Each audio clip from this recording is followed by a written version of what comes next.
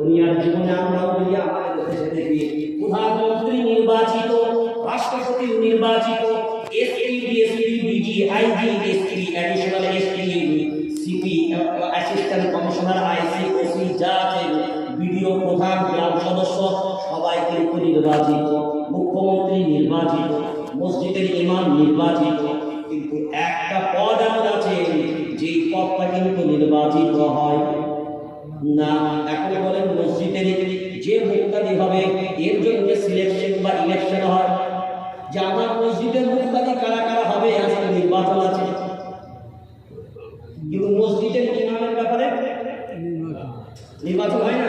সুরা দেখবে, কিরাত দেখবে, স্বাস্থ্য দেখবে, আখলাক দেখবে, পড়া দেখবে, জ্ঞান দেখবে, সাক্ষী